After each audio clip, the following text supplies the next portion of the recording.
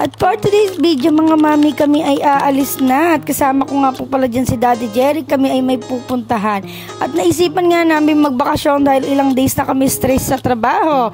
At ayan nga, nasa biyahe na kami and ayan, pinapakain ko si Daddy Jerry, kunwari sweet pero hindi naman.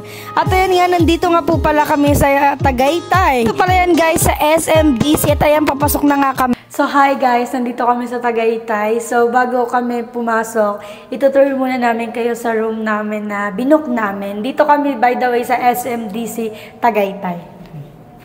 So pagpasok pa lang ninyo, syempre makikita nyo na dito yung kitchen. Ayan, may plato, meron din silang rice cooker kung gusto nyo magluto. And then meron din silang ref. Tapos halimbawa, meron din silang ganito. Open. So, ayan, nakikita nyo. Kasama ko si Daddy Jerry, syempre.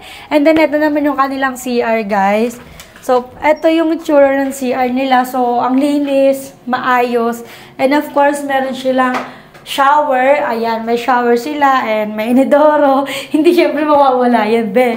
So, after dito, guys, itutur naman namin kayo sa room. So, pagbukas pa lang po natin ng pinto, makikita na po natin yung bed, which is yung tutulugan natin. So, ito yung sofa nila. Ayan, kung gusto mo mag-enjoy, mag-relax, so, manonood ka lang, so, nakahiga ganun. And then, syempre, ito ang hihiga namin. Ito si Baby Kia. Bising-bisi. And meron dilang extra bed dito sa ilalim. If ever gusto nyo kayong dalawa lang dito magkasama. Ito naman yung balcony nila, guys. Oh my God! Sobrang lakas ng hangin. So, ayan, kung napapansin nyo, ako malulain talaga ako. Grabe. Super ganda ng view dito. Perfect nung napili nating room. So, mahangin siya. And then, kung nakikita nyo, ma-fog din siya.